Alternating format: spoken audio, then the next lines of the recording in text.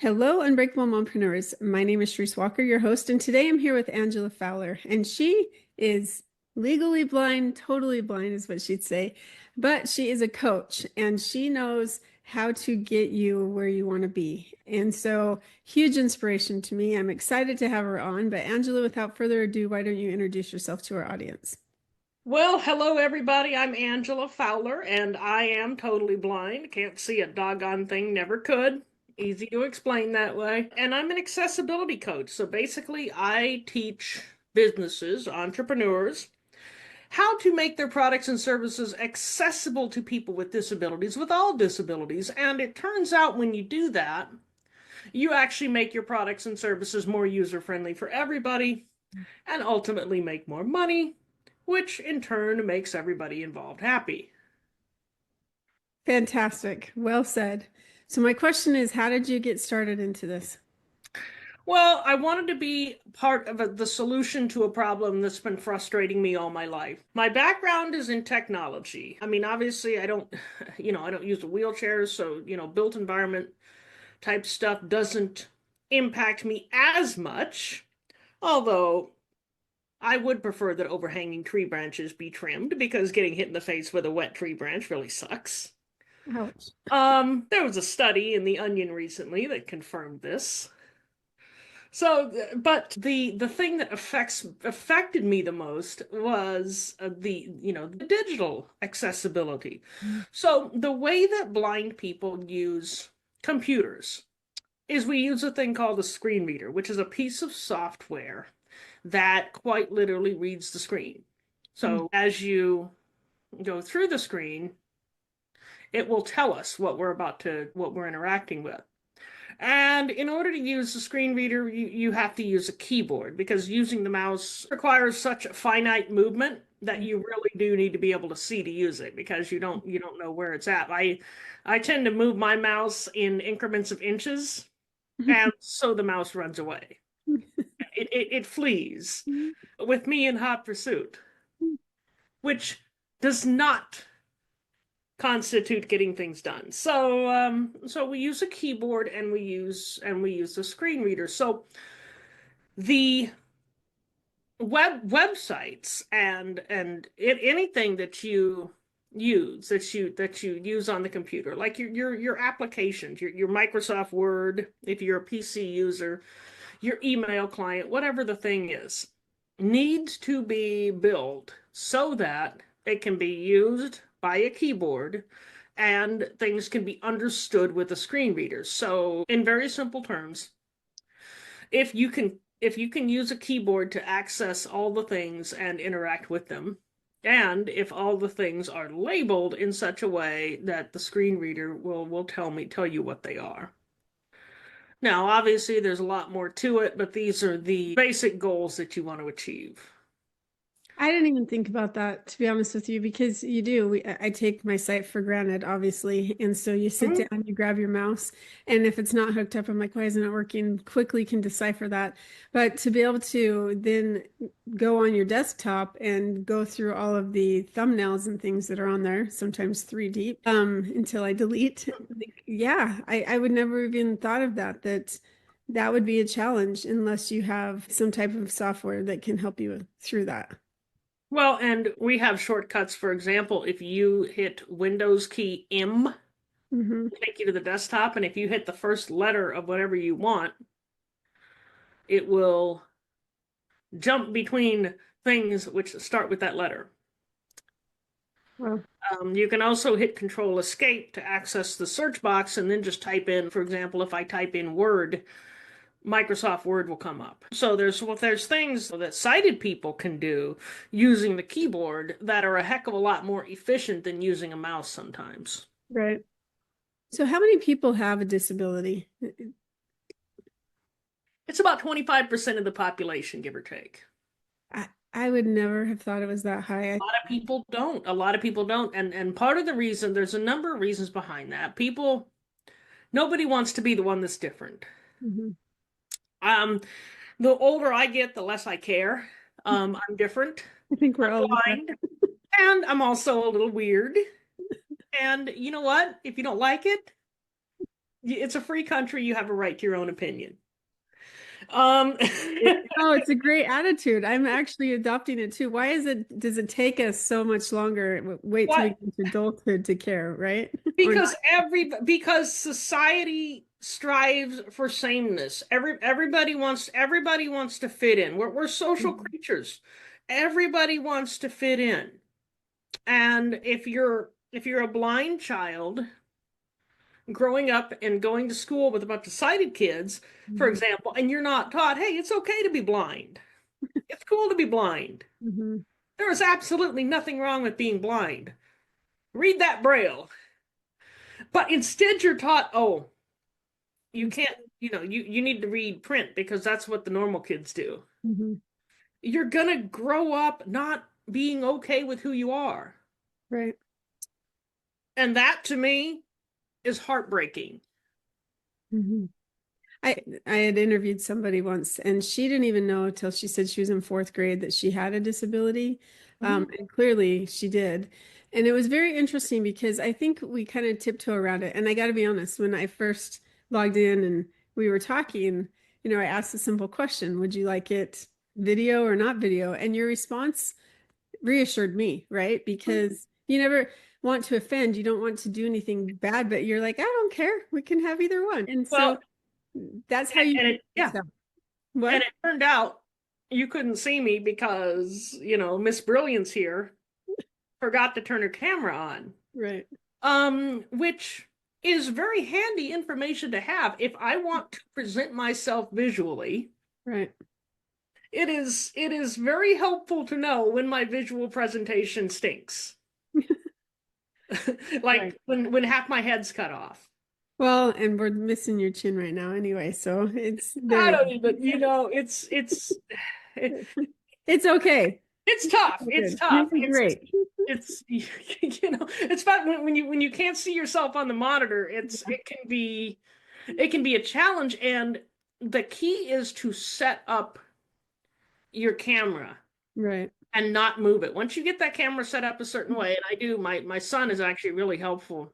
He's um he did some YouTube work when he was younger, and he's edited videos for me and things like that. So he's really helpful in helping me set up my visual presentation and troubleshooting. One time I had a podcast interview and my microphone wasn't working.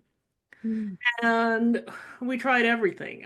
Literally everything, software wise. And finally I called my son in out of desperation. Turns out somehow the microphone volume got turned way down. Oh, that was it. Simple. No idea how that happened. I'm blaming the cats. Yes, I would too. It has to be them. They conspired Mhm. to mess with me. So with your business, if 25% of the people are disabled, then really it would be, I don't want to use the word stupid, but I'm going to use the word stupid. My daughter's like, You Mom, can use whatever word you want. I don't care. but it would be ridiculous not to invest in software and programming that can be used by everybody. Like a great example, I'm losing my eyesight. That's why I usually wear glasses. So Hmm. I can actually see you today, but that's rare. Sometimes it's very blurry. And so I feel like I'm staring at a screen and I don't really see somebody. So I wear glasses. But then if you wear the glasses, you have a glare on your face. And so it's like, I don't know which way is better. And so for You me, can't win. I know, right. But the software, some people, yeah, I do have sight and I think it's not that bad, but it's progressively getting worse as I get older. And so people Mm, like me even, it would be great to be able to not have to worry about using a mouse all the time.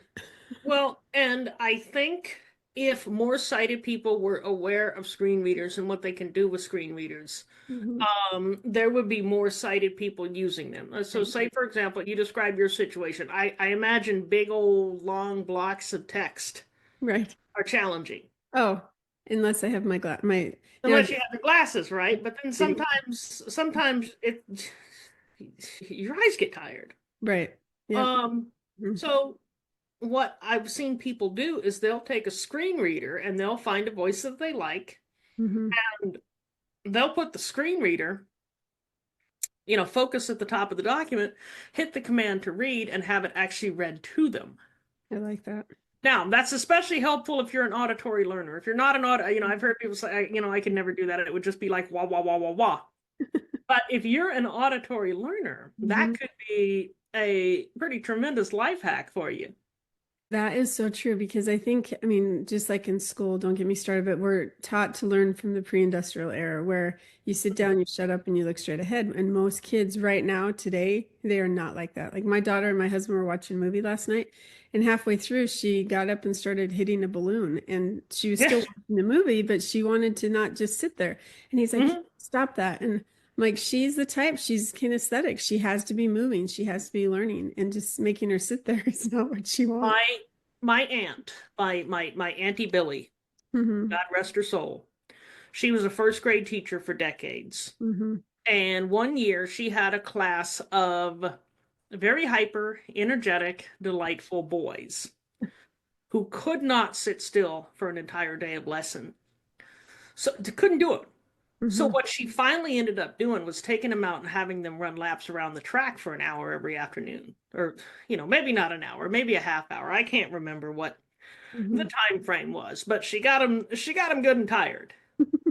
And she took them back in and they were able to focus for the rest of the day. Now the eighth grade teacher sort of kidded her about it, right? He thought it was funny.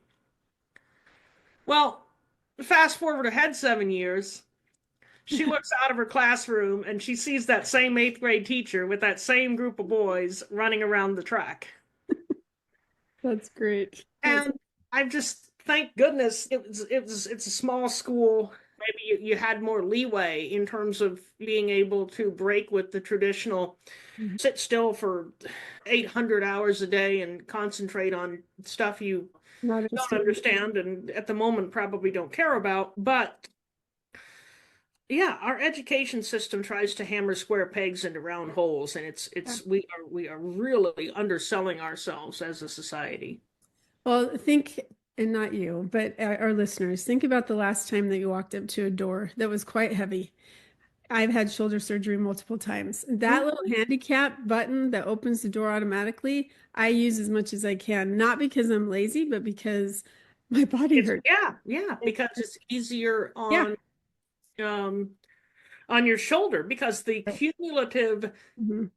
impacts of pushing those doors open, Or pulling. the the door to my gym contributes to my workout. It does. It's It that's and they say, "Oh, it's a gym." But people come to have things. Maybe they're just having an injury, this and this. So, you know, it's important to think of accessibility even in areas where you might not think of accessibility. so when you're working with your clients, what are some other ways? Obviously, the screen readers. When people work with you, are they surprised, like, oh, I never thought about that, or I didn't know about that, or why do we have to? Are there some things that we're unaware of that we should be aware of? The things that I find myself, people just don't know. The disability community is like every other civil rights community. We have this habit of assuming bad faith. Hmm. When the truth is that the overwhelming majority of time, the reason things are accessible is because people just don't know. Because we as a community are not doing a good job of educating. We have a serious marketing problem masquerading as systemic oppression. Nobody's out to get blindy. People Right. just don't know. Yeah. You know, if somebody doesn't know what a screen reader is, and most people don't know what a screen reader is, Hmm. how the heck are they supposed to know to build their products and services such that a screen reader can use them? Hmm. Interesting. So my first job is to educate, not only about accessibility, but excuse me, but about disability because society underestimates what we're capable of. And yes, disability does limit us in some areas. When I put in my application, for my CDL so I could drive a semi truck, they laughed at me. I wonder why that could be. Hmm. But Fearless there's boy. nothing like a good counterexample to distract us from the big picture, right? Right. Overall, society greatly underestimates what people with disabilities are capable of, to the detriment of all of us. In order to educate about accessibility, I first need to impress upon people that people with disabilities are your neighbors, your employees, your bosses. The images that you see in popular culture of the person with a disability being basically incapable of doing much of anything Mhm. are but a sliver of the true picture of disability. Right.